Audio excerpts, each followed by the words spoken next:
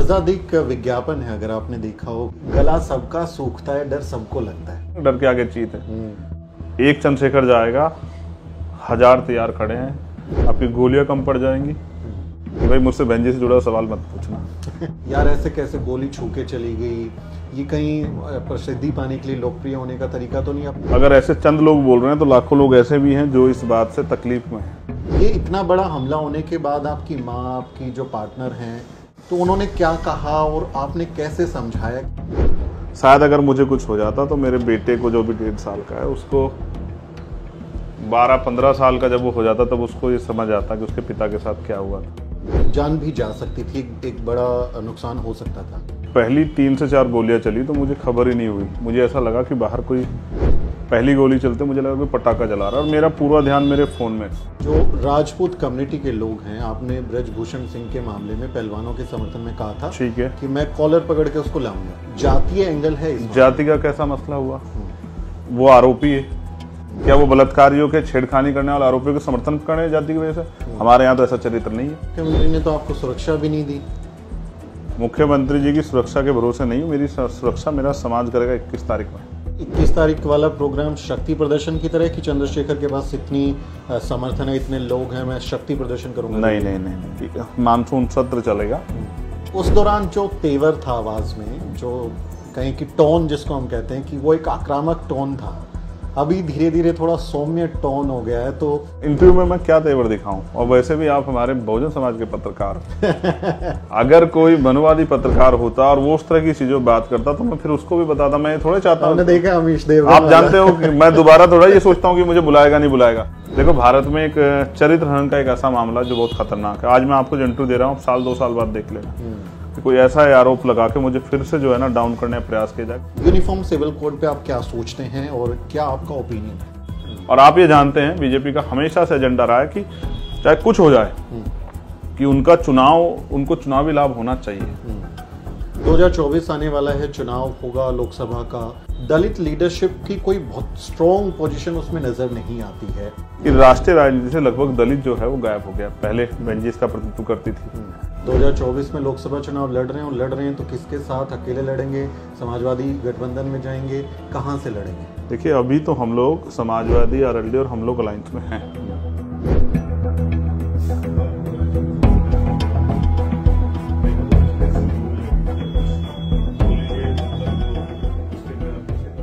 जय भीम, स्वागत है आपका द न्यूज बीक की इस खास पेशकश में। आज हमारे साथ इस फ्रेम में जो व्यक्ति हैं, उनका चेहरा देखकर आप समझ चुके हैं। भीम आर्मी चीफ हैं चंद्रशेखर आज़ाद, और उनके साथ बीते दिनों जो एक कहें कि उनके ऊपर जानलेवा हमला हुआ है, उसके बाद कुछ दिन वो अस्पताल में भी रहे, उनका स्वास्थ्य भी खराब रहा, लेकिन अब फिलहाल वो हमसे बात करने की स्थिति में हैं। तो इस हमले के बारे में हम बात करेंगे और आने वाले दिनों में किस तरह की रणनीति भीम आर्मी और आज़ाद समाज पार्टी बना रही है, इन तमाम मसलों पर बातचीत करेंगे। तो मैं स्वागत करता हूं भीम आर्मी चीफ चंद्रशेखर आज़ाद का। जय भीम। जय भीम। कैसे हैं आज़ाद? तबीयत ठीक है? उस हादसे के बाद अभी क्या स्थिति है?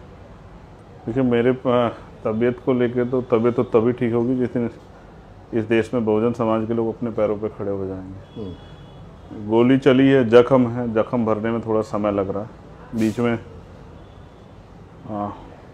मेरी लापरवाही की वजह से, लापरवाही इसलिए क्योंकि मैंने कमिटमेंट किया था भरतपुर आने का समाज से, और जब मेरा जीवन उनके लिए है तो फिर उस कमिटमेंट को पूरा करना मेरी जिम्मेदारी थी। और एक भय का माहौल, जो ये हमला मुझ पे नहीं पूरे समाज पे हमला है, और ये उस आवाज़ पे हमला है जो अन्याय के खिलाफ उठ रही है, जिसकी वजह से लोगों को परेशानी हो रही है। तो उनका मनोबल ना टूट जाए, और वो जो कमिटमेंट है वो दिखना भी चाहिए, इसलिए मैं गया। उसका नुकसान ये हुआ कि उसमें थोड़ी सी दिक्कत हुई, जख्म में ब्लीडिंग हुई, पस पड़ गई। अब जख्म धीरे धीरे सूख रहा है, और मुझे उम्मीद है कि 21 तारीख तक मेरा जख्म सूख जाएगा। लेकिन जो समाज को जख्म मिले हैं सदियों से, जो सूखने चाहिए, उसके लिए लड़ाई का एक निर्णायक मोड़ जो है 21 तारीख से शुरू होगा। तो आज़ाद, जो तस्वीरें हमने देखी, मैं अस्पताल में भी जब आपसे बात कर रहा था, बता रही थी कि बहुत ही एक टेरिबल अटैक था, एकदम जानलेवा हमला था। और तस्वीरों में भी हम देख रहे हैं कि सीधी गोली लगी है सीट के अंदर, साइड में लगी है, मतलब जान भी जा सकती थी, एक बड़ा नुकसान हो सकता था। तो हमले का जब आपने देखा कि वो लोग फायरिंग कर रहे हैं आपके ऊपर, आसपास में वैसी स्थिति है, उस समय क्या जहन में आया था? किस तरह से अपने आप को बचाया आपने? देखो, मैं फिर स्पष्ट कर दूं कि मैंने खुद को नहीं बचाया। इसलिए क्योंकि जब पहली 3 से 4 गोलियां चली तो मुझे खबर ही नहीं हुई। मुझे ऐसा लगा कि बाहर कोई, पहली गोली चलते मुझे लगा कोई पटाखा जला रहा है और मेरा पूरा ध्यान मेरे फ़ोन में था। बेसिकली हुआ ये कि मैं नोएडा अथॉरिटी में एक धरने में गया था और वो धरने में जो किसान बंद थे जेल में, उस दिन उनको छोड़ दिया गया। एक तरह से वो धरना हमारा विजय की तरफ चला गया। तो जिस समय घटना हुई, एग्जैक्ट उसी समय एक किसान नेता हैं, उनका मुझे फ़ोन आ रहा था और वो ट्रू कॉलर में उनका नाम पढ़ने के लिए मैं थोड़ा सा, मेरा ध्यान उसकी तरफ था और इसी बीच में गोली चली। तो पहली गोली पे मुझे ऐसा लगा कि बाहर पटाखा जला दिया गया है, पटाखा जल रहा है। या फिर मैंने अक्सर देखा है कि टायर ब्लास्ट हो जाते हैं गाड़ी के, तो जो उनके नीचे पत्थरी होती है, पत्थर होता है, कंकर होता है, वो दूर तक जाते हैं। तो मुझे पहली बार जब पहली गोली पिछले उस पर लगी, खिड़की पे, तो वो शीशे पे उसके, तो मुझे ऐसा ही लगा कि शायद कोई बाहर किसने कोई पटाखा जलाया या कुछ है, क्योंकि वो गोली मेरे और मेरे सर के पीछे से और मनीष के सर के आगे से गई और जाके बिल्कुल जो है सर के ऊपर छत के एक हिस्से में लगी। फिर उसके बाद 2 गोली तत्काल उसके साथ साथ चली और मुझे इसलिए महसूस हुआ कि गोली चली है। मैंने साथियों से कहा कि हम गिर गए हैं, गाड़ी पे हमला हो रहा है, क्योंकि वो गोली मुझे लगी और जब उसने मुझे जलन पैदा की, जख्म से मुझे दर्द पैदा होने लगा, तो मुझे एहसास हुआ। और फिर मैंने जब लेफ्ट साइड में देखा तो एक गाड़ी जो हमें क्रॉस करके हमसे 5-7 मीटर दूर जाके रुक गई और उसमें से एक लड़का जो बाहरली तरफ निकल के आ जाता है और वो सामने से फायर करता है, 2 फायर हवा में करता है ऊपर और फिर सामने से हमारी गाड़ी फायर करता है। मनीष ने मुझसे कहा कि नीचे बैठ जाओ, वो सीधा गोली चला रहे। मैं नीचे बैठ गया और फिर वो गाड़ी को लेके वहाँ से निकल गए। एक मन था कि उनका पीछा किया जाए, लेकिन क्योंकि उनके पास हथियार थे और वो अपनी जान बचाने के लिए कोई जवाबी हमला फिर दोबारा से कर सकते थे, और क्योंकि मेरी जीवन के साथ साथ जो लोग साथ थे उनके जीवन को भी रिस्क पे नहीं ले जा सकता था, तो मैंने मनीष से कहा कि वो गाड़ी वहाँ से मोड़ ले और पहले हम सुरक्षित जगह चलेंगे, उसके बाद आकलन करेंगे क्या हुआ। जब हम सुरक्षित जगह गए तो मुझे महसूस हुआ कि गोली लगी है। मैंने यही बात मैंने एसएसपी को बताई, गोली तो लगी है, ये नहीं पता कहाँ लगी है, क्योंकि दर्द हो रहा है, इस वजह से मुझे महसूस हो रहा है कि गोली लगी। तो देखा तो पिछले हिस्से में गोली लगी थी और कुछ गोली के मतलब जो उसके पीछे का हिस्सा होता है गोली के, वो सब गाड़ी में था और मैंने वो देखा। और फिर उस समय गर्म घाव था, ज़्यादा महसूस नहीं हुआ, लेकिन 30-35 मिनट बाद मुझे अच्छी तरह याद है कि मेरा बीपी काफ़ी बढ़ गया था और परेशानी हो रही थी। आज भी मैं ये कह दूँ सुमित भाई कि नहीं, कोई फ़र्क नहीं पड़ा, ऐसा नहीं होता, गोली गोली है और ये एक बड़ा हमला था, इसका मेरे ऊपर एक कुछ दिन के लिए बड़ा एक असर था। एक रात तो ऐसा था कि मुझे नींद भी नहीं आई, मुझे बार बार यही महसूस हो रहा था कि मेरे ऊपर दोबारा से अटैक हो रहा है, दोबारा से अटैक हो रहा है। तो मानसिक रूप से दिक्कत हुई, लेकिन इसलिए मैंने अपने साथियों से कहा कि एक रैली हम लोग जो हैं, क्योंकि ऐसा ही हमला हुआ था 2017 में, तब 21 मई 2017 को एक बड़ा विरोध प्रदर्शन हम लोगों ने दिल्ली में किया था, उससे मुझे मानसिक बड़ा बल मिला। और देखिए मैंने अपना, जब मैं रोज फील्ड में रहता हूँ, मुझे पता है, मैंने एप्लीकेशन भी इसलिए की थी सुरक्षा की, मैं जानता हूँ कि आज नहीं तो कल ही हमले होंगे। जैसे जैसे हमारा आंदोलन मजबूत होता जाएगा और हम विरोधियों की आंखों में चुभेंगे तो वो इस तरह के हमले होंगे। और मैं आज आपसे कह रहा हूँ, अगर इस घटना की सीबीआई जांच होगी तो लखनऊ तक के बहुत बड़े बड़े नाम जो है ना वो इसमें खुल के आएंगे। जैसे कि हमने मांग की 21 तारीख को कि इसकी घटना की सीबीआई जांच, और वो भी सुप्रीम कोर्ट के सिटिंग जज की निगरानी में हो। इसलिए क्योंकि आपने देखा जब ये घटना हुई तो कुछ राजनीतिक दल जो हैं, वैसे वो हमारे अपने ही, हम उनका सम्मान करते हैं, उनके लोगों ने और बीजेपी के लोगों ने बड़े पैमाने पे चलाया कि मैंने सुरक्षा के लिए सुरक्षा लेने के दिखावा लिया, खुद वो कर दिया। तो वो तो नालायक लोग हैं, उनका मैं क्या कहूँ, लेकिन मैं चाहता हूँ कि इस घटना की सीबीआई जांच हो, क्योंकि मुझे पता है, मेरे सोर्स बड़े मजबूत है और वो ये बताते हैं कि इसके पीछे ये जो पूरी घटनाक्रम दिखाया गया ये झूठ है। गोली भी 3 से ज़्यादा चली है और गोली में 2 तरह के असले प्रयोग हुए हैं, जिसमें ऑटोमेटिक पिस्टल भी प्रयोग हुई है। तो इसलिए मैं चाहता हूँ इस घटना की सीबीआई जांच हो, क्योंकि इस पूरी सर्कस, देखो पुलिस जो है वो सरकार की होती है, और हमने हाथरस जैसा मामला देखा, पुलिस ने तो एक लाइन से कह दिया था, एडी लॉ एंड ऑर्डर ने कि रेप नहीं हुआ, आपको याद होगा। बिल्कुल 1 सेकंड थे पूरे मामले को डाइवर्ट करने के लिए, और फिर किस तरह से हमारी बच्ची का करेक्टर एसिनेशन हुआ। लेकिन फिर सीबीआई की जांच हुई तो बहुत सारी चीजें निकल गई। बाद में जिस तरह का सत्ता का, जब शुरू से सत्ता का प्रभाव था कि उसमें न्याय ना मिले, तो फिर भी एक आदमी को सजा हुई। तो ये मैं इसलिए चाहता हूँ इसकी जांच हो कि उनको भी ये पता लग जाए कि ठीक है, राजनीति में हमारी अलग पार्टी हो सकती है, लेकिन मैं ऐसी सस्ती लोकप्रियता की राजनीति नहीं करता हूँ। मैं चाहता हूँ कि आंदोलन मजबूत हो, और ये इसलिए चाहता हूँ, मुझे व्यक्तिगत कोई बहुत सत्ता की चाह नहीं, लेकिन मैं समझता हूँ सत्ता से आज के जो कानून बने हुए हैं उनको इम्प्लीमेंट कराना आसान है। देखो हर चीज़ के लिए कानून है, लेकिन वो क्या उन कानूनों का इम्प्लीमेंटेशन हो रहा है सही तरह से? तो वो तो नहीं हो रहा है। वो तभी होगा जब हमारे लोग उन कुर्सी पर बैठे हों जहाँ से जिससे जो अधिकारियों द्वारा कानून का इम्प्लीमेंटेशन कराया जा सके। इसमें जो विरोधी आप बता रहे हैं, ठीक है, विरोधी तो ये बात बोल रहे हैं, लेकिन जैसे मैं सोशल मीडिया देख रहा हूँ तो बहुत सारे अपने लोग भी आशंका जाहिर कर रहे हैं, वो भी मतलब खराब बातें भी लिख रहे हैं कि यार ऐसे कैसे गोली छू के चली गई, ये कहीं प्रसिद्धि पाने के लिए, लोकप्रिय होने का तरीका तो नहीं। अपने लोग भी बोल रहे हैं, तो तकलीफ होती है कि यार जिन लोगों के लिए मैं ये काम करता हूँ वो भी ऐसा बोल रहे हैं। देखिए जो ऐसा बोल रहा है, देखो क्योंकि अगर ऐसे चंद लोग बोल रहे हैं तो लाखों लोग ऐसे भी हैं जो इस बात से तकलीफ में हैं। जैसे मैंने कई माँओं से बात की, जो एक माँ तो बनारस की ऐसी जिसने 3 दिन से खाना नहीं खाया, लगातार रो रही थी। ऐसी बहुत सारी माएँ। आज ही हमारी पार्टी के गुर्जर समाज के एक नेता, उनके पिताजी से मेरी बात हुई, उन्होंने बड़ी इच्छा जाहिर की कि यार मैं मिलना चाहता था, मुझे बड़ी तकलीफ थी। बहुत सारे लोग हैं ऐसे जिन लोगों ने कहा कि नहीं बेटा हम साथ हैं, आप चिंता मत करना। ऐसे लाखों लोग हैं। रोज मेरे पास कई हजार फ़ोन आते थे मेरे 3-4 फ़ोनों पे बात करने के लिए, ट्विटर पे, फेसबुक पे, सब जगह। तो मैं चंद लोगों की परवाह नहीं करता, लेकिन सच ये है कि वो किन्हीं ना किन्हीं राजनीतिक कारणों की वजह से वो कर रहे हैं। ये सच है। वो भी देखो, मैं समझता हूँ कि अगर उनके आगे राजनीतिक कारण ना होते और मानवता के नाते भी वो सोचते कि अगर किसी के जान पे बनाए तो इतनी तो इंसानियत व्यक्ति में रहनी चाहिए। मुझे उनसे कोई दुख नहीं है, इसलिए दुख नहीं है क्योंकि मैं समझता हूँ कि आज वो मुझे किन्हीं कारणों से समझना नहीं चाहते। देखो जैसे काशीराम साहब कहते थे भाई कि जो व्यक्ति सोया हुआ उसको तो जगाया जा सकता है, लेकिन अगर कोई जानबूझ के आंख बंद करके लेट जाए, हमारे यहाँ दड़ खींचना कहते हैं, दड़ खींच के लेट जाए, तो उसको नहीं आप जगा सकते। तो जो लोग जानबूझ के किसी नीयत से ऐसा कर रहे हैं मुझे नीचा दिखाने के, तो मुझे क्या नीचा दिखाओगे? मैं तो बहुत छोटा सा आदमी हूँ, मुझे क्या नीचा दिखाओगे? तो मैं समझता हूँ ना, किसी और के साथ ना हूँ। बहुजन मिशन के बहुत सारे लोग अंधविश्वास, पाखंडवाद, अन्य अत्याचार के खिलाफ आवाज उठा रहे हैं। मुझसे छोटे क्षेत्र में भी जो लोग काम कर रहे हैं उठा रहे हैं, बड़े क्षेत्र के भी।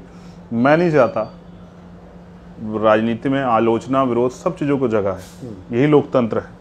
विपक्ष नहीं होगा तो सत्ता निरंकुश हो जाएगी।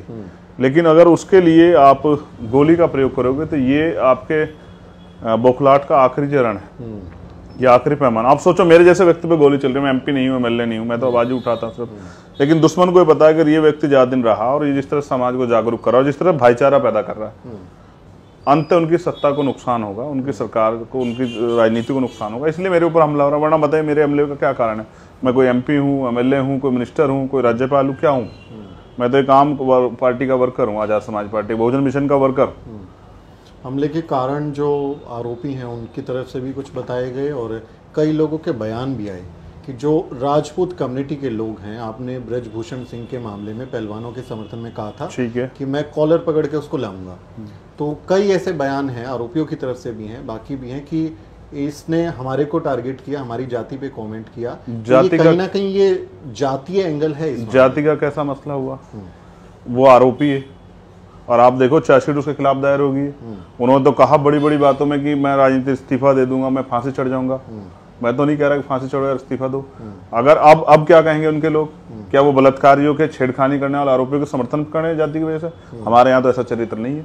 अगर हमारा कोई आदमी गलत करेगा तो हम उसको गलत कहेंगे। जैसे हमारे एक साथी ने गुस्से में एक बयान दे दिया और हमने उनको डांटा इस बात के लिए। उनके अंदर इतनी इंसानियत नहीं, मानवता नहीं कि वो गलत को गलत कह रहे हैं। हम कह सकते हैं ये इस देश में जाति का चरित्र है। ये पहली बार नहीं है। हमने हाथरस के आरोपियों के खिलाफ भी के पक्ष में पंचायत होते देखा। तो क्या करूं इसलिए मैं हाथरस की लड़ाई ना लड़ूं कि वो समाज नाराज हो जाएगा?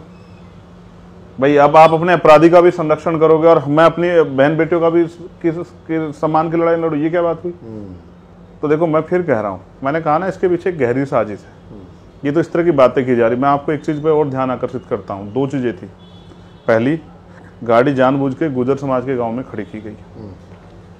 उनको वो ये आश्वस्त थे कि 315 गोलियां, जो भी गोली उन्होंने चलाई उससे मर जाएगा और बाद में एक झगड़ा हो जाएगा और कुछ भी हो सकता था। अगर कोई गुर्जर समाज के बच्चे को कोई उन आरोपियों पक्ष का व्यक्ति नुकसान पहुंचाता था और इसका आरोप किसी दलित समाज के बच्चे पर लग जाता तो एक बहुत बड़ी हिंसा हो जाती। 2 जातियों में टकराव। हाँ, और वो ऐसा चाहते थे। और फिर प्लस अगले दिन ईद का त्यौहार था।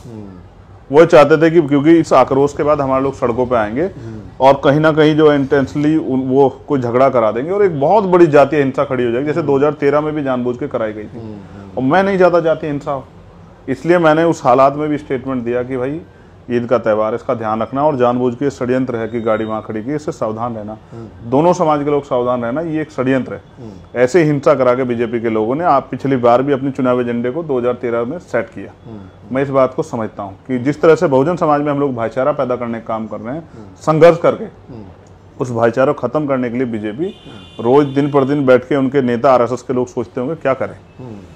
तो उनका एक ही तरीका कि किस तरह से इनको लड़वा दो, इनमें झगड़ा करा दो, एक लंबी खाई पैदा हो जाए। वो कितने प्रयास कर लिए, खाई पैदा नहीं होगी बहुजन समाज के लोगों में। हम लोग इसके लिए दिन रात मेहनत कर रहे हैं, खून पसीना बहा रहे हैं, एक साथ खड़े हो रहे हैं, एक दूसरे की लड़ाई लड़ रहे हैं, तो कैसे खाई बन जाएगी। तो ये एक सोचा समझा षड्यंत्र। इसलिए तो मैं कह रहा हूँ ना, इसके पीछे बहुत लोग हैं। अगर वास्तविकता मुख्यमंत्री अब ये मानते हैं कि भाई वो न्यायप्रिय हैं, वो कानून के राज की बात करते हैं, तो उनको इसकी सीबीआई जांच करने से पीछे नहीं हटना चाहिए। ऐसा क्या डर है कि सीबीआई, एक शब्द नहीं निकला उनके मुंह से। वो शब्द इसलिए निकला क्योंकि वो भी जानते हैं कि अगर सीबीआई जांच होगी तो बहुत सारे सफेद कॉलर वाले लोग, मैं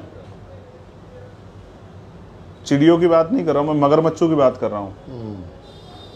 तो उसके पीछे कुछ बड़े मगरमच्छ जो है ना वो, हाँ, वो निकल के आएंगे, आप देखना। और हो सकता है सरकार पे जवाब ना बने, हो सकता है सरकार की गिरने जैसी स्थिति आ जाए अगर पता लग जाए सरकार के लोगों का चरित्र ऐसा है। इसलिए अगर सरकार में जरा सी भी जो है इंसानियत है, उनके पास जरा सा विवेक है, तो मुख्यमंत्री को हमारी रैली से पहले जो है इसकी सीबीआई जांच के जो है वो करना चाहिए, पैरवी की सीबीआई जांच। मुख्यमंत्री ने तो आपको सुरक्षा भी नहीं दी।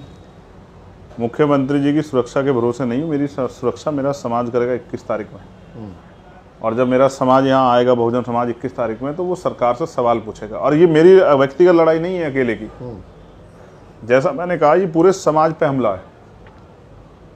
जब गेस्ट हाउस कांड हुआ तो एक व्यक्ति की लड़ाई थोड़ी थी, वो उस पूरे समाज पे हमला था कि अगर आपका लीडर खड़ा होगा तो हम उसको नहीं छोड़ेंगे। और आज जो है ये भी जो है एक पूरे समाज पे हमला है। भले ही मैं देखो लोगों के देखने का तरीका अलग हो सकता है, मेरी जान जाने में बचा क्या था आप बताओ, आपने तो देखा मुझे, ठीक है। तो मैं सिर्फ ये कह रहा हूँ ना, मैं तो असली बात 21 तारीख को बताऊंगा कि इसके पीछे कौन है, और ये लड़ाई मैं 21 तारीख वाली क्यों लड़ रहा हूँ, 21 तारीख को मैंने अपने लोगों को क्यों बुलाया, ये भी मैं बताऊंगा। क्योंकि जो मैं चाहता हूँ, एक चंद्रशेखर मर जाए कोई फर्क नहीं पड़ता, लेकिन जो रोज सैकड़ों चंद्रशेखर जो है कास्ट एट्रोसिटी की वजह से, जाति धर्म के आधार पर जो मारे जा रहे हैं, उनका क्या होगा। जैसे राजस्थान की एक बच्ची को जो है, जो दलित समाज की, वो कुएं से बरामद हुई, रेप करने का प्रयास किया गया, सफल ना होने पर हत्या कर दी गई। ये जो रोज दलित समाज की बहन बेटियों की इज्जतों के साथ जो है, पिछड़े वर्ग की बहन बेटियों की इज्जत के साथ, आदिवासी बहन बेटियों की इज्जत के साथ, अल्पसंख्यक समाज की बहन बेटियों की इज्जत के साथ जो खिलवाड़ हो रहा है, उनकी हत्या हो रही, इसका जवाब मांगने के लिए जो मैंने 21 तारीख को बोला, मेरा क्या है। एक आज हमारे पे लीडरशिप है, चंद्रशेखर जाएगा तो दूसरे बहुत सारे साथी हमारे खड़े तैयार। 21 तारीख वाला प्रोग्राम शक्ति प्रदर्शन की तरह कि चंद्रशेखर के पास इतनी समर्थन है, इतने लोग हैं, मैं शक्ति प्रदर्शन करूंगा। नहीं, मानसून सत्र चलेगा और हम सरकार से अपनी मांग रखेंगे, और हम सरकार से चाहेंगे कि सरकार जिन मांगों को हम रखेंगे, सरकार बिल बना के उनको उनको जो है उन पर कानून बनाए, जिससे कि इतने लोगों की सुरक्षा हो सके। बात अकेले चंद्रशेखर आज़ाद की नहीं है, बात है इतने बड़े समाज की। इसको आज़ादी के बाद भी एनसीआरबी का डाटा जिनके लिए लिखा जाता है कि इनको जो है हर साल 50,000 से बड़ी संख्या में इनके साथ रेप हत्या है, या इनको कुचल के या जातिगत अपमान के थ्रू इनको मारा जाता है, जिनको आज भी पीने के लिए पानी पे, मूछें रखने पे, अच्छे कपड़े पहनने पे और घोड़ी पे बैठने पे जिनको अपमानित किया था। ये लड़ाई उनकी, ये चंद्रशेखर आज़ाद की लड़ाई नहीं। चंद्रशेखर तो लड़ रहा है, क्या मैं उसके बाद छिप के बैठ गया? मैं तो अगले दिन जो है ऐसी हालात में गया भरतपुर, एम्बुलेंस में पहुंच गया, एम्बुलेंस में गया, ये बताने के लिए गया कि नहीं डरता हूँ भाई, मौत तो एक दिन आएगी ना, तो आए, मौत का स्वागत है। लेकिन इस डर से मैं घर में बैठ जाऊँ ये तो सत्य नहीं। मैंने तो उस दिन, जिस दिन मैं घर से निकला था इस काम के लिए, 11 जनवरी 2013 को, जिस दिन मेरे फादर नहीं रहे, उस दिन मैंने तय कर लिया था कि मौत चाहे कल की आती याद आ जाए। लेकिन मैंने तो बहुत सारे बुद्धिजीवी सुने, मैं हंसता रहता हूँ। एक बुद्धिजीवी बैठ कर कह रहे थे अपने उस पर, जबकि उनका वो ऐसा नहीं, लेकिन मैं आपकी जानकारी के लिए बता रहा हूँ क्योंकि आपके चैनल को बहुजन समाज के लोग बहुत देखते हैं, कि साहब काशीराम तो कभी जेल नहीं गए। तो कुछ मूर्खों को तो ये भी नहीं पता कि साहब काशीराम जो है, उन्होंने तो जेल भरो आंदोलन चलाए, चाहे वो मंडल कमीशन के समय हो और चाहे वो शराब भट्टी कांड हो, उसमें उन्होंने वो खुद जेल में रहे। और बेंजी ने भी जो है सरकार का अन्याय सहा, वो खुद जेल में रही। तो लोग जानते ही नहीं है, लेकिन लोगों को चंद्रशेखर में कमी निकालनी है कि किस तरह चंद्रशेखर के अंदर कमी निकाली जाए। मैं अगर मर भी जाता तो भी कुछ लोग ऐसा ही इस तरह का बर्ताव करते, क्योंकि वो मुझसे एक विशेष कारण, राजनीतिक विरोध होने के कारण वो मेरा विरोध करते हैं। बाकी उनके पास और कुछ ऐसा है नहीं, ना मैंने ऐसा कोई काम किया, ना मैं भविष्य में करने वाला। मैं तो आपसे भी बैठते ही कहा कि भाई मुझसे बहन जी से जुड़ा सवाल मत पूछना, क्योंकि उनके जो समर्थक हैं उनको लगेगा कि मैं जानबूझ के बहन जी के, मैं उनका सम्मान करता हूँ, इसलिए उनको गुरु और तमाम तरह की चीज़ों से के लिए करता हूँ, क्योंकि हमने उनसे बहुत कुछ सीखा है, उन्होंने बहुत संघर्ष किया है, तो मैं तो उनका सम्मान करता हूँ। और जो मैंने उनसे सीखा उसको मैं धीरे धीरे इंप्लीमेंट कर रहा हूँ। कोई माँ के पेट से सीख के नहीं आता। राजनीति में मेरी उम्र 3 साल की है। भाई आप आज बार बार कहते हो कि बहन जी के मुकाबले, मैं बहन जी का मुकाबला कभी कर ही नहीं सकता। वो इतनी बड़ी है, हमारी आदरणीय सामान्य नेता, मैं उनका क्या मुकाबला करूंगा। वो 4 बार सीएम रही, चंद्रशेखर क्या है, लेकिन चंद्रशेखर तो संघर्ष कर रहा है। जब संघर्ष के दिन थे, उन्होंने भी जब संघर्ष की शुरुआत की, वो भी इसी हालात में रही होंगे, आप देखना। फिर भी मैं उनका हमेशा सम्मान करता था, और मैं किसी पे कोई आरोप नहीं लगाना चाहता। देखो, जब सुमित भाई, मैं जब कक्षा 12 में था ना, तो मुझे कक्षा 12 तक की जानकारी थी। जैसे जैसे मैं राजनीति को समझने लगा, 12 के बाद मैंने ग्रेजुएशन में वो लिया, तो मैंने ग्रेजुएशन में की जब पढ़ाई की 3 साल, तो मैंने उसको समझा। फिर मैंने लॉ किया तो मैंने उसको समझा। मैंने पोस्ट ग्रेजुएशन की तो मेरी जानकारी और बढ़ी। जब मैं सहारनपुर में रहता तो मुझे वहीं की तक की जानकारी थी। जब मैं लखनऊ गया तो मुझे लखनऊ के विषय में, देश की राजनीति के बारे में, मैं दिल्ली बैठा हूँ तो धीरे धीरे समझ रहा हूँ। मैं भी समझता हूँ किसी की बुराई करने से, किसी के आरोप लगाने से आदमी को कभी कोई तरक्की नहीं मिलती, इसलिए मैं किसी की बुराई नहीं करता। तो मैं किसी से, अच्छा मेरी लड़ाई व्यक्तिगत भी नहीं, मैं किसी सीधे से लड़ूं। मैं तो इस बहुजन समाज को इनके पैरों पे खड़ा करना चाहता हूँ। इसके लिए घूम घूम के इनके अंदर राजनीतिक चेतना पैदा कर रहा हूँ, जिस काम को मान्यवर काशीराम साहब से मैंने सीखा। भाई मैं तो उनके नखून के बराबर भी नहीं, मैं कह दूँ मैं उनके नखून के बराबर हूँ। मैं तो कोशिश कर रहा हूँ कि बाबा साहब अम्बेडकर, फूले, साहू, पेरियार का जो आंदोलन है, जिसके लिए बाबू जगदेव प्रसाद कुशवाहा, जननायक कर्पूरी ठाकुर ने, महामना रामसु वर्मा, चौधरी महाराज सिंह भारती, ऐसे महापुरुषों ने बलिदान दिए, उन्होंने जो है संघर्ष किया, वो आंदोलन आगे बढ़ता रहे। और मैं तो आगे के लोगों को तैयार कर रहा हूँ, क्योंकि बाबा साहब अम्बेडकर ने तो कहा ना कि धर्म में तो नायक पूजा सही है, लेकिन राजनीति में नायक पूजा नहीं होनी चाहिए। तो इसलिए मैं वो काम कर रहा हूँ जो बहुत ज़रूरी है। और मैं इसलिए 21 तारीख को मैंने लोगों को आमंत्रण किया है, क्योंकि हमने एक पूरा मेमोरेंडम बनाया है इस देश में रहने वाले बहुजन समाज की सुरक्षा के लिए। और हम चाहते हैं सरकार उस पर, चाहे वो SC/ST एक्ट हो, तमाम तरह के, जैसे प्रमोशन रिजर्वेशन का मामला हो, चाहे बैकलॉग का मामला हो, चाहे और अन्य मामले हों, उन सब पे जो है सामाजिक जो न्याय जो अब तक नहीं मिला, उस पे जो सारे मामले, उन पे सब लोगों पे बात हो। और क्योंकि एक बड़े संगठन को हम लोग रिप्रेजेंट करते हैं, पूरे देश के लोग आएंगे, आप देखना थोड़ी थोड़ी संख्या में, सब तक हमारी बात जाएगी कि हमारी पॉलिसी क्या है। तो इन हमलों से हम लोग डरेंगे नहीं, और हमारा संघर्ष लगातार जारी रहेगा। हमारा संघर्ष जब कामयाब होगा, तब ये भारत जो है ना, सम्राट अशोक के सपनों का भारत होगा। आज़ाद, मैंने पहले भी आपका इंटरव्यू किया है और मैंने आपको बहुत बार देखा भी आंदोलनों में। मुझे रामलीला मैदान का एक याद है कि रविदास मंदिर को लेकर आंदोलन था और आप गाड़ी के ऊपर लठ लेके खड़े होके आ रहे थे, सैकड़ों हज़ारों की भीड़ थी। और उस दौरान जो तेवर था आवाज़ में, जो कहें कि टोन जिसको हम कहते हैं, कि वो एक आक्रामक टोन था। अभी धीरे धीरे थोड़ा सौम्य टोन हो गया है। तो चंद्रशेखर क्या बेहतर नेता बन गया, राजनीति को और अच्छे से समझ गया? जैसे आप बता रहे हो कि मैं सीख रहा हूँ, तो अभी टोन में थोड़ा बदलाव दिख रहा है। नहीं, वो संघर्ष था। संघर्ष में आप मुझे हमेशा ऐसे देखना, मैंने मेरे तेवर कहाँ बदले हैं, लेकिन इंटरव्यू में मैं क्या तेवर दिखाऊं। और वैसे भी आप हमारे बहुजन समाज के पत्रकार हो। अगर कोई मनुवादी पत्रकार होता और वो उस तरह की चीजों बात करता, तो मैं फिर उसको भी बताता। मैं थोड़े चाहता हूँ, देखा अमीश देव, आप जानते हो कि मैं दोबारा थोड़ा ये सोचता हूँ कि मुझे बुलाएगा नहीं बुलाएगा, लेकिन अगर कोई उस तरह की बात करेगा तो मेरे तेवर ऐसे ही रहते हैं। बेसिकली संघर्ष में आपके अलग तेवर होते हैं। भाई जब आप फील्ड में जाते हो तो आप दौड़ते हो, आप रनिंग करने जाओ दौड़ोगे, लेकिन अब जब आप साधारणता किसी शादी में जा रहे हो तो क्या आप दौड़ोगे? तो स्थिति नेता तो अच्छे बन गए, जवाब बहुत बढ़िया। स्थिति और परिस्थिति के हिसाब से, जैसे घर पे हैं आप सामान्य कपड़े पहन लोगे, लेकिन जैसे आप किसी प्रोग्राम में जाओगे तो आप ऐसा कि हाफ पैंट पहन के चले जाओगे। तो हर समय की परिस्थिति अलग होती है। मैं उस समय भी मैंने लाठी इसलिए उठाई ये बताने के लिए विरोधियों को कि मैं समाज की सुरक्षा के लिए हम लोग हर तरह से तैयार हैं, क्योंकि वो बहुत बड़ा अपमान था जो सतगुरु रविदास जी महाराज के का गुरुवर हमारा तोड़ा गया। और देखो, मैं आप फिर कह रहा हूँ, वो हमारे कुलगुरु, मैंने हमेशा जब से सांस आँख खोली है, बिल्कुल मैंने उन्हीं के विचारों को और उन्हीं को जो है माना है। उन्हीं की हमारे यहाँ जो है तमाम तरह से जो उन्हीं के विचार है, उसी पे हमारे लोग चलते हैं। और मैं तो नमन करता हूँ कि सदगुरु रविदास जी महाराज का आशीर्वाद भी है और उनके विचार हैं जो हमें मानवता की भलाई के लिए आगे बढ़ने का संदेश देते हैं। और मैंने कहा भी अपने लाइव में कहा कि सदगुरु रविदास जी महाराज ये भी संदेश दिया। अब इसमें बताओ इसमें कौन सा जो है आप इसको क्या मानोगे कि भाई ये जो है विरोध है या ये बलशाली दिखाने का प्रयास है, क्या? उन्होंने कहा पराधीनता पाप है, जान ले मीत। रविदास पराधीन से कौन करे सुप्रीत। सदगुरु रविदास जी महाराज ये कहते हैं कि भाई पराधीनता पाप है, यानी कि गुलामी चाहे सामाजिक हो, आर्थिक हो, मानसिक हो, धार्मिक, किसी भी तरह की गुलामी हो पाप है।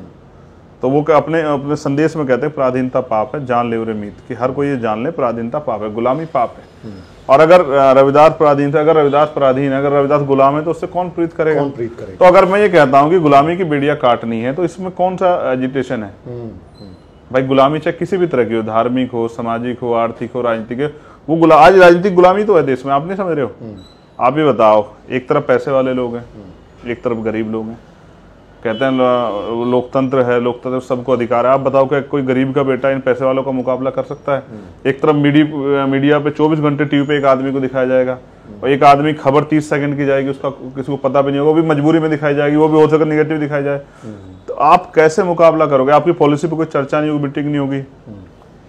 यहाँ किसी की बकरी खो जाएगी, डिबेट होगी, मुझ पर गोली चली, कोई डिबेट नहीं होगी। आप समझो इस बात को ना, मैं क्या कहना चाह रहा हूँ कि साहब काशीराम ने कहा कि हमें अपने पैरों पर खड़ा होना है। किस लिए खड़ा होना है? कि जो गैर बराबरी है, एक तो उसको दूर करना है, दूसरा हमें किसी पर निर्भर नहीं रहना। इसलिए उन्होंने अपना मीडिया हाउस बनाया, उन्होंने अपनी पत्रिका निकाली, अखबार निकाला। उसका कारण क्या था? उसका कारण ये था कि कल हमें किसी मीडिया के भरोसे ना रहना पड़े, वो हमारी खबर को छापे ना छापे, कितनी छापे, क्या लिख के छापे, इन सब चीज़ों का ध्यान रखते हुए हमें उन्होंने अपना मीडिया बनाया। उन्होंने अपना साउंड सिस्टम, बहुत सारी चीज़ें उन्होंने अपनी तैयार की कि कल अगर हमें समय पर ना मिले तो हम अपना काम कैसे आगे बढ़ाएंगे।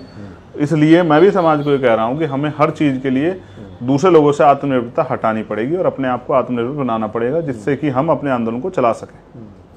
आज़ादी का विज्ञापन है, अगर आपने देखा हो, कोल्ड ड्रिंक का एक विज्ञापन है, उसमें वो लोग कहते हैं कि गला सबका सूखता है, डर सबको लगता है। मुमकिन है आपने देखा हो। तो ये सवाल के आगे जीत है। हाँ, वो आप जवाब में बताएंगे, डर के आगे जीत है। तो मैं थोड़ा सा इसमें पर्सनल टच दे रहा हूँ कि हमारे भी परिवार हैं, पत्नी है, माँ है, आपके भी पत्नी है, बच्चे हैं, माँ है। ये इतना बड़ा हमला होने के बाद आपकी माँ, आपकी जो पार्टनर हैं, वो तो उनको भी डर लगा होगा कि हमारे व्यक्ति के साथ इस तरह के हमले हुए हैं। तो उन्होंने क्या कहा और आपने कैसे समझाया कि भाई मैं तो लड़ाई जारी रखूँगा? क्या कुछ कन्वर्सेशन हुए आपके? देखो, माँ को और परिवार को तो मैं 2013 में इस बात को समझा चुका हूँ। आप कभी भी सुन लेना उनको, कितने उनके इंटरव्यू कभी जाकर मिल लेना, वो कहेंगे भाई मैंने तो समाज के नाम समर्पित कर रखा। और मेरे तो 2 बेटे और हैं, वो भी समाज के नाम समर्पित हैं। ये अच्छी बात बताता हूँ, कभी मैं जेल गया हूँ या मेरे साथ कोई भी इंसिडेंट हुआ हो, परिवार का फ़ोन सबसे पहले नहीं आता। सबसे पहले जो परिवार भीम आर्मी का परिवार है, जिसमें पूरे देश दुनिया में लोग रहते हैं, विदेशों में भी जिसको मानने वाले, चाहने वाले लोग रहते हैं, इसके समर्थक, और अब आज़ाद समाज पार्टी के परिवार के लोग फ़ोन सबसे पहले आते हैं। और मैंने परिवार को ये बात समझाया, क्योंकि जिस परिवार में आज काम कर रहा हूँ, जो हर चीज़ के लिए तैयार खड़ा है, वो परिवार भी बहुत ज़रूरी है।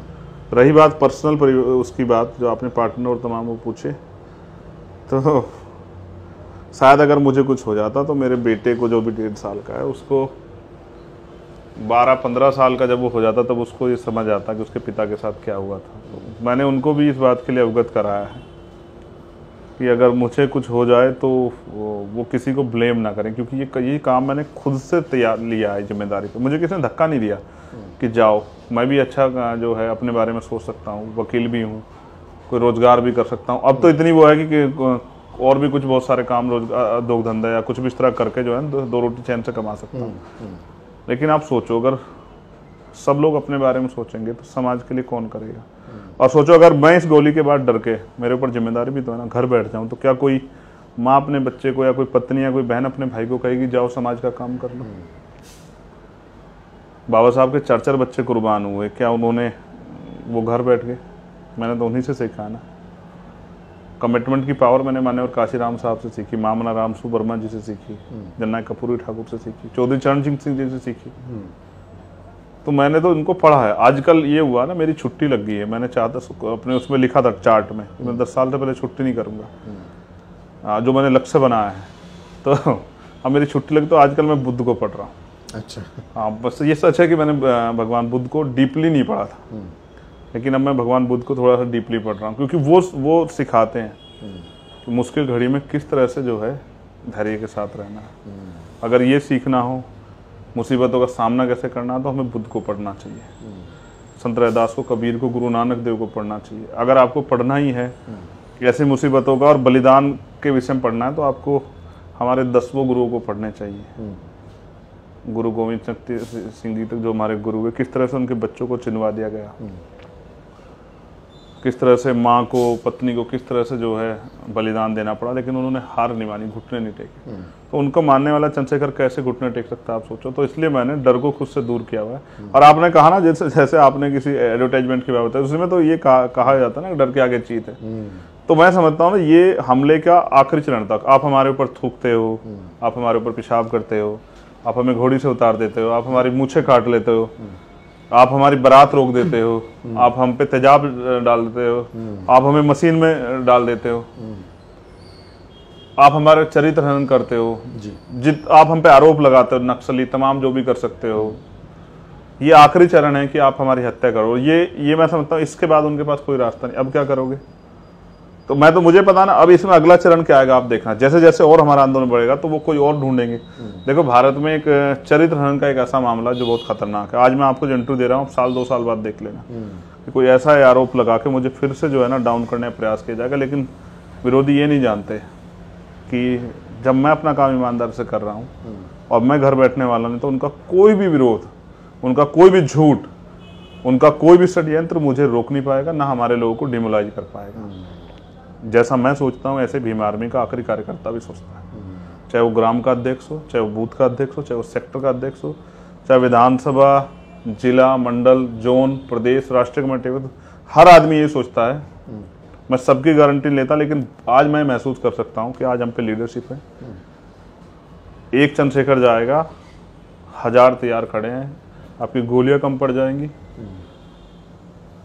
आपकी बंदूकें कम पड़ जाएंगी, लेकिन ये मिशन ना तो, ये महापुरुषों का मिशन है, बहुत पवित्र आंदोलन, ये ना तो रुका ना रुकेगा। मेरे बाद कोई और इसको भीम आर्मी का सिपाही, आजाद समाज पार्टी के सिपाही दमदारी से चलाएगा, और बहुजन एकता भी होकर रहेगी।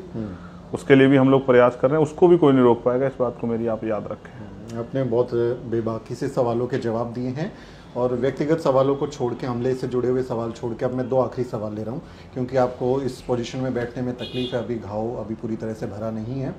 मेरा एक और सवाल है, इस समय देश में यूनिफॉर्म सिविल कोड को लेकर खूब बवाल मचा हुआ है। आप जानते हैं कि बीजेपी का तो ये मैनिफेस्टो में वो हमेशा से इस बात को लेकर आगे रहे कि हम जब भी आएगा तो यूनिफॉर्म सिविल कोड लेके आएंगे, लेकिन इसको एक खास विचारधारा का प्रभावी हथियार माना जाता है कि वो जब इसको लागू करेंगे तो वो थोप सकते हैं बहुत सारी ब्राह्मणवादी या हिंदुत्व की जो भावनाएं हैं। यूनिफॉर्म सिविल कोड पे आप क्या सोचते हैं और क्या आपका ओपिनियन है? देखो, पहली बात आपने कहा ना कि मेरा जख्म, तो मैं अपना जख्म फिर कह रहा हूँ।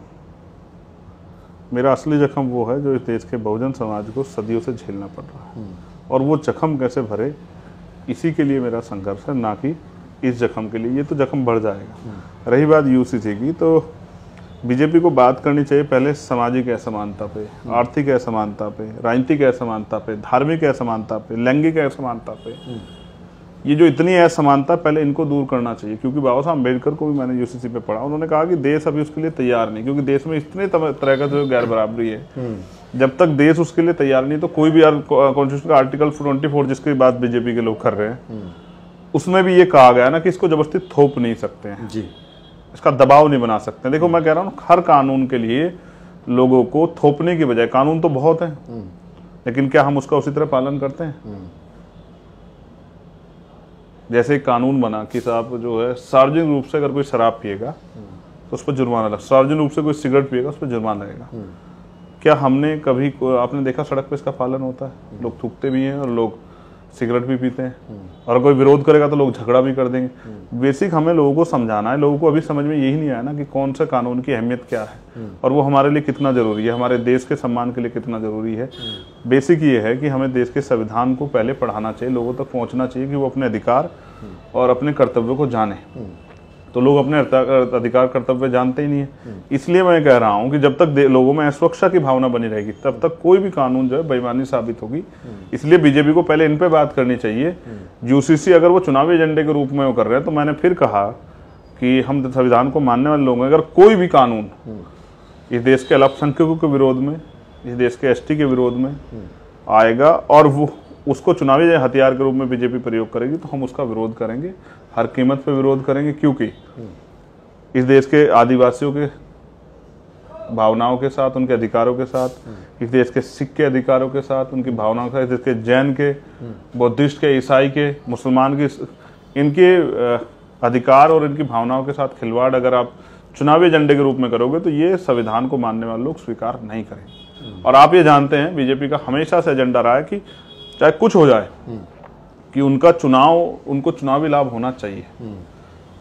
राजस्थान की घटना पे बड़े पैमाने पे बीजेपी के नेता रो रहे हैं, चिल्ला रहे हैं, लेकिन वहीं जब यूपी में हाथरस की घटना हुई थी एक बीजेपी के नेता से एक बोल नहीं निकला। उनका अंतिम उद्देश्य सिर्फ चुनावी राजनीति को प्रभावित करना, ना कि किसी की मदद करना। और कानून के पीछे भी देखो, जैसे आपने किसानों के खिलाफ आप कानून लिया है और आपने किसानों से बात भी नहीं की और फिर वो आपने वो उस पर कानून, अंत क्या हुआ? किसान सड़कों पर 13 महीने बैठ रहा, 700 लोगों की जान गई। क्या कि लोगों की जान कीमती नहीं है?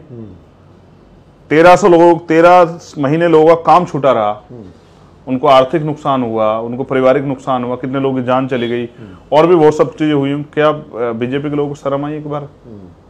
फिर बाद में जैसे चुनाव आया यूपी, उत्तराखंड और पंजाब का, तो आपने हाथ जोड़ के माफी मांग लिया। आपको लगता था आपका वोट का नुकसान ना हो जाए कि मेरी तपस्या में कोई कमी। देखो मैं फिर कह रहा हूँ, इस बात को समझना पड़ेगा कि बीजेपी का जो एजेंडा है, बीजेपी को सिर्फ चुनाव लड़के सत्ता में रहना, क्योंकि उन्होंने इतने घोटाले कर लिए हैं और मेरे जैसे लोग बोलते हैं तो उनके खिलाफ सीबीआई, ईडी, इनकम टैक्स, इनसे मेरा कुछ बिगड़ नहीं सकता। पहले कितने लोगों पे इनके हमले हुए आपने देख लिया। फिर झूठे मुकदमे, जेल, फिर चाहे पत्रकार हो, चाहे कोई एक्टिविस्ट हो, जिस तरह से उनके खिलाफ झूठे मुकदमे, जेल, जांच, एनआईए और तमाम तरह की चीजें। और वो फॉल्स एविडेंस जो है उनको जो है उनके लैपटॉप में डाल के उनको किस तरह से प्रताड़ित किया गया, जेलों में फंसे हुए लोग। और उसके बाद जब मेरे जैसा व्यक्ति जिन पे इनका कोई जोड़ नहीं चलता, जो जेल से डरता, मुकदमे से डरता, CBI, ED, income tax, NIA उसका कुछ बिगाड़ नहीं सकती क्योंकि संविधान को मानने वाला व्यक्ति है, तो फिर उसकी हत्या करा दो।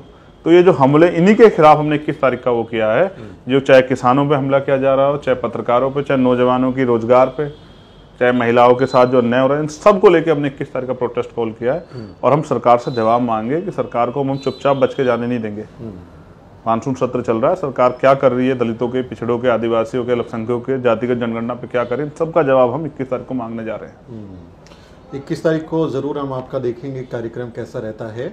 2024 आने वाला है, चुनाव होगा लोकसभा का, अलग अलग गठबंधन बनने की कोशिश हो रही है, प्रधानमंत्री अपना गठ बना रहे हैं, लोगों को शामिल कर रहे हैं किसी भी तरीके से। आप जिस तरह का ईडी का जिक्र कर रहे हैं, महाराष्ट्र में हमने देखा।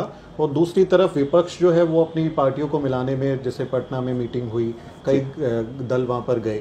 लेकिन इस पूरे डिस्कोर्स में मैं जो इंडिविजुअली देखता हूँ कि दलित लीडरशिप की कोई बहुत स्ट्रॉन्ग पोजीशन उसमें नज़र नहीं आती है। खड़गे साहब ज़रूर हैं कांग्रेस से, लेकिन उनका उस तरह से दलित बहुजन पर्सपेक्टिव पे बहुत ज़्यादा काम नहीं है। तो मैं इस राष्ट्रीय राजनीति में दलित लीडरशिप की क्राइसिस को महसूस करता हूँ। आप भी महसूस करते हैं कि दलित लीडरशिप या दलित ओपिनियन बहुत वीक हुआ है, और 2024 के इलेक्शन में इसका क्या असर देख रहे हैं? देखिए, मैं आपको एक चीज़ स्पष्ट करता हूँ कि बाबा साहब अम्बेडकर ने जो प्रतिनिधित्व का कॉन्सेप्ट जो किया, वो इसीलिए था कि उनको इस बात का डर था कि जब इनका रिप्रेजेंटेशन नहीं होगा, इनके लोग ही नहीं होंगे, इनकी वॉइस ही नहीं होगी, तो इनके मुद्दों पे चर्चा नहीं होगी। वैसे भी दलित राष्ट्रीय राजनीति से लगभग गायब हो गया, जबकि मैं बहुजन राजनीति करता हूँ, लेकिन फिर भी जब आप दलित उस पर सवाल पूछ रहे हैं, ये एक अलग कॉन्सेप्ट है, तो मैं इस पर इसलिए जवाब दे रहा हूँ कि राष्ट्रीय राजनीति से लगभग दलित जो है वो गायब हो गया। पहले बेंजीज का प्रतिनिधित्व करती थी, अब उनकी जो है राजनीतिक वो कमजोर हुई है, उनके यूपी में भी एक सीट तक सिमट गए, तो उनको भी इस तरह से वो जो है इग्नोर किया जा रहा है। फिर उसके बाद उधर प्रकाश अम्बेडकर जी हमारे बड़े नेता हैं महाराष्ट्र में, उनको भी आप देखो कि मुझे छोड़िए, आप बहुत सारे लोगों को इग्नोर किया जा रहा है। लेकिन मैं समझता हूँ कि लोकतंत्र में जिनका दल नहीं, उनके अंदर बल नहीं, और जिनके पास बल नहीं, उनकी समस्याओं का हल नहीं। हमारी समस्याओं पर तब बात होगी जब हमारा नेतृत्व वहाँ होगा।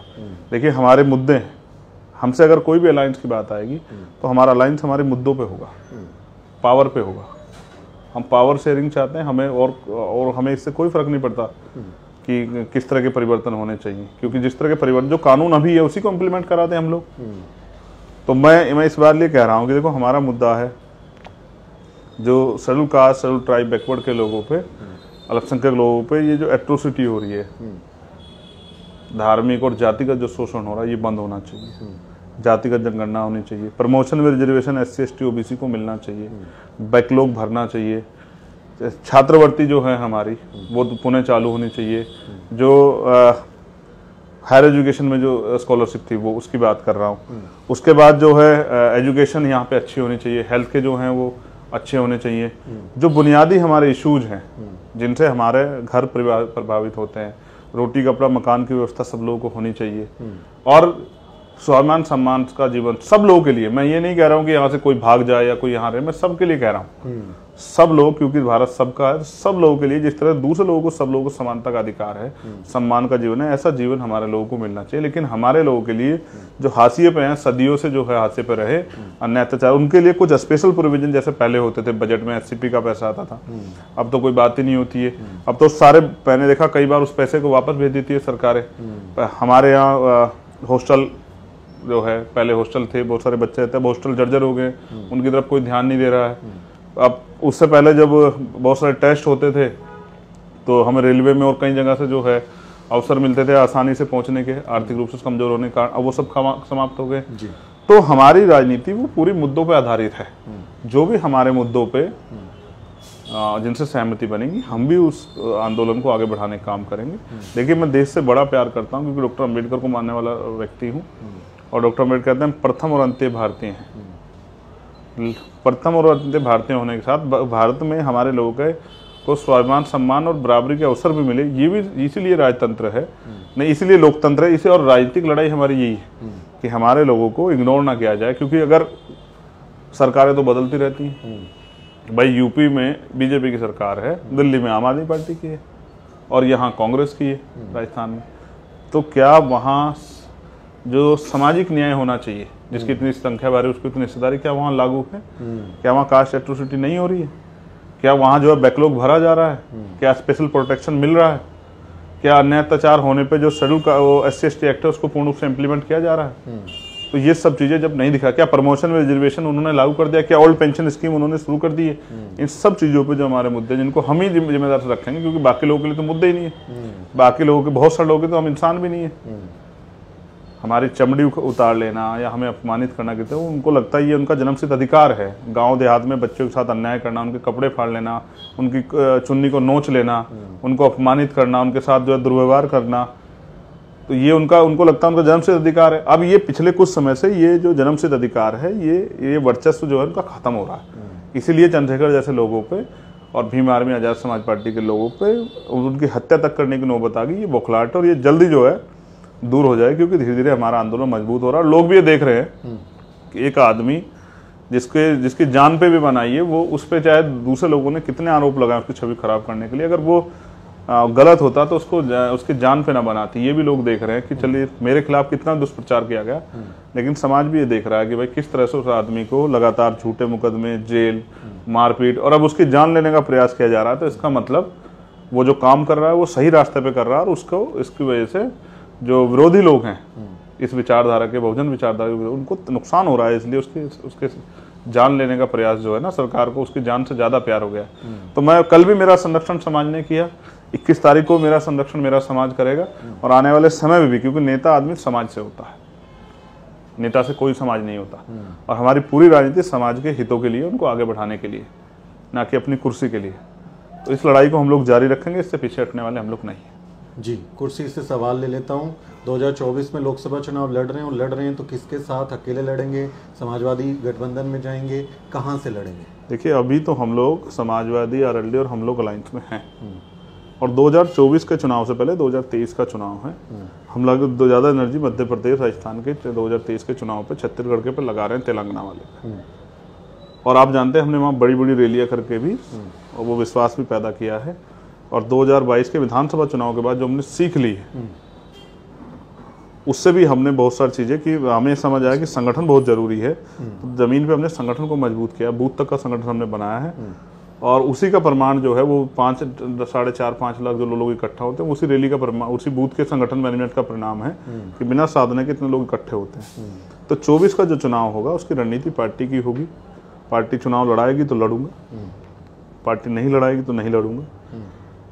तो जिस दिन पार्टी आदेश दे देगी जिस सीट पर जाकर तैयारी करनी है उस सीट पर जाकर तैयारी करूंगा। पार्टी अगर मना कर देगी तो एक वर्कर के भांति, जैसे अभी मेरे पास लीडरशिप नहीं है, अब लीडर जो हमारे भीम आर्मी के राष्ट्रीय अध्यक्ष और आज़ाद समाज पार्टी के जो हमारे राष्ट्रीय महासचिव और राष्ट्रीय लीडरशिप है भीम आर्मी की, वही जो है भीम आर्मी के राष्ट्रीय महासचिव, वही लोग देख रहे हैं। उन्होंने मुझसे कहा कि आप आराम करो, पहले आप स्वस्थ हो जाओ, जब तक आप स्वस्थ नहीं होते तब तक आप राजनीतिक कामों में हिस्सेदारी ना करो, ये हमें करने दो।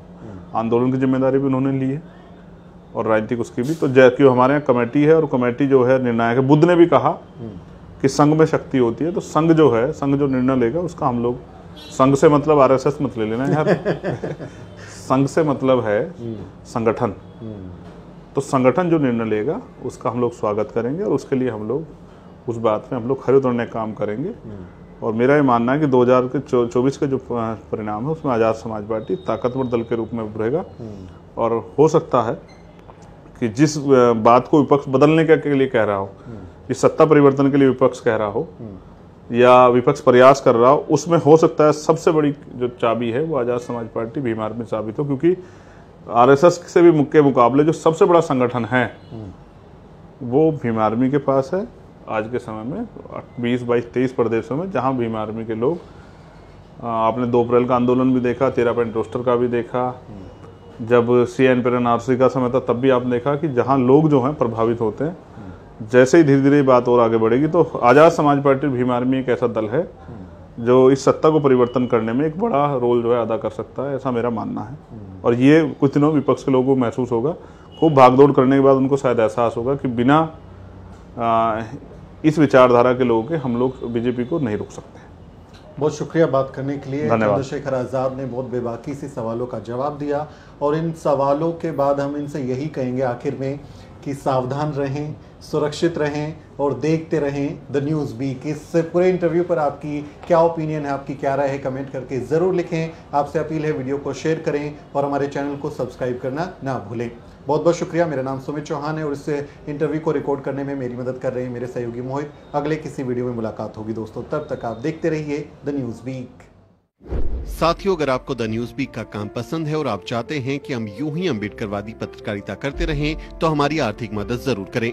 आप अपनी स्क्रीन पर दिखाई दे रहे इस QR कोड को स्कैन करें और न्यूज़ वीक फाउंडेशन के खाते में अपनी दान की राशि भेजें। QR कोड के अलावा आप UPI के जरिए भी मदद कर सकते हैं। आप हमारी UPI ID newsweek@yes bank पर भी मदद भेज सकते हैं। इसके अलावा आप हमारे अकाउंट में भी मदद भेज सकते हैं। खाते का नाम है Newsweek foundation, account number है 02358800000640। IFSC कोड है YesB000235। बैंक का नाम यस बैंक है और ब्रांच है नेहरू पैलेस दिल्ली। आप डोनेशन के एवज में इनकम टैक्स में भी छूट पा सकते हैं। डोनेशन की रसीद पाने के लिए ट्रांजैक्शन का स्क्रीनशॉट हमें भेजें। टाइप करें डोनेशन स्पेस आपका नाम और हमें 8595794224 पर व्हाट्सएप करें।